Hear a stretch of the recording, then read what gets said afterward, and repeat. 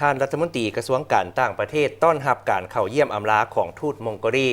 พร้อมทั้งประดับเหรียญกามิตรภาพให้แก่ท่านเอกอัครราชทูต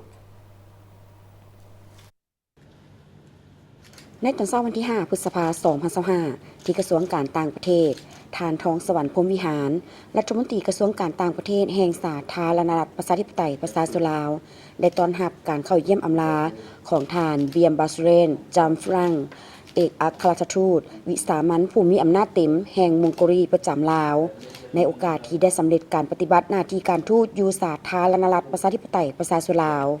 ทานทองสวรรค์พรหมวิหารรัฐมนตรีกระทรวงการต่างประเทศได้แสดงความสมเสยทานทูตเบียนบาชูเรนจามฟรังที่ได้สำเร็จหน้าที่การทูตอยู่สาธารณรัฐประชาธิปไตยประชาชนลาวตลอดระยะ 3 ปี 4 เดือน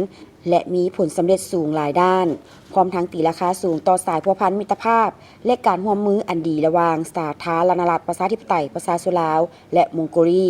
ที่มีมาแต่ดุนนานที่นับมือได้รับการขยายตัวและแน่นแฟ้นขึ้นเรื่อยๆภายหลังที่2ประเทศได้สร้างตั้งสายพัวพันการทูตน้ำกันแต่วันที่12 กันยายน 1962 เป็นต้นมาพิเศษทานทูตเบียมบาชูเรนจามฟรังได้ประกอบส่วนสำคัญเข้าในการสุกยู่การพัวพันห่วมมือของ2ประเทศเป็นต้นแมนสุกยู่ให้มีการแลกเปลี่ยนการเยี่ยมยามของการนำขั้นต่างๆของ2ฝ่ายเช่นการเยี่ยมยามขั้นสุดยอดของ2ประมุขรัฐในเดือนพฤศจิกายน 2023 ที่นครหลวงเวียงจันทน์และเดือนมิถุนายน 2024 ที่นครหลวงอูรานบาตอร์ขั้นรองประธานประเทศประธานสภาแห่งชาติรองประธานสภาและขั้นรัฐมนตรีจำนวน 16 คณะ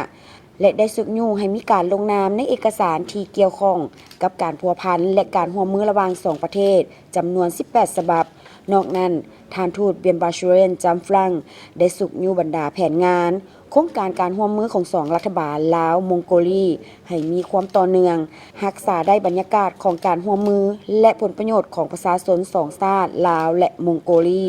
โดยเฉพาะผลสำเร็จอย่างจบงามของกองประชุมคณะกรรมาการการร่วมมือด้านการค้าเศรษฐกิจวิทยาศาสตร์และเทคนิคระหว่างสาธารณรัฐประชาธิปไตยประชาชนลาวและมองโกลีครั้งที่ 12ในระหว่างวันที่26-28 มกราคม 2025 ที่นครหลวงเวียงจันทน์พร้อมนี้ทางรัฐมนตรีทองสวรรค์พรหมวิหารได้ตีราคาสูงต่อการช่วยเหลืออันล้ำค่าของรัฐบาลและประชาชนมองโกลีในระยะผ่านมาซึ่งได้ประกอบส่วนสำคัญเข้าในการเพิ่มทวีการพัวพันร่วมมือระหว่าง2ประเทศลาวมองโกลีย้อนเห็นได้ผลงานอันใหญ่หลวงและผลสำเร็จดังกล่าวทานทองสวรรค์พรหมวิหารรัฐมนตรีกระทรวงการต่างประเทศตั้งหน้ารัฐบาลแห่งสาธารณรัฐประชาธิปไตยประชาชนลาวประดับเหรียญกามิตรภาพให้แก่ทางเอกอัครราชทูตเบียนบาชูเรนจามฟรังเพื่อแสดงความย่องยอสมเสยและจารึกผลงานคุณงามความดีที่ทานอุทิศเหือแหงและสติปัญญาเข้าในการเสริมขยายสายพัวพันมิตรภาพและการร่วมมือระหว่าง2ประเทศลาวและมองโกลีให้มีบาดก้าวขยายตัวและแน่นแฟ้นยิ่งขึ้นตลอดการปฏิบัติหน้าที่การทูตอยู่สาธารณรัฐประชาธิปไตยประชาชนลาวพร้อมนี้ทานทูตเบียนบาชูเรนจามฟรังก็ได้แสดงความขอบใจอย่างจริงใจมายังรัฐบาลและประชาชนลาวโดยเฉพาะกระทรวงการต่างประเทศที่ได้อำนวยความสะดวกให้แก่การเคลื่อนไหวหน้าที่การทูตของตนอยู่สาธารณรัฐประชาธิปไตยประชาชนลาวจนมีผลสำเร็จอย่างจบงามและยืนยันว่าจะสืบต่อในการเป็นขั้วต่อประกอบส่วนเข้าในการหัดแน่นและเสริมขยายสายพัวพันมิตรภาพและการร่วมมือที่ดีของ2ประเทศลาวมองโกลีให้สืบต่อมีบาดก้าวขยายตัวและแน่นแฟ้นยิ่งขึ้นในอนาคต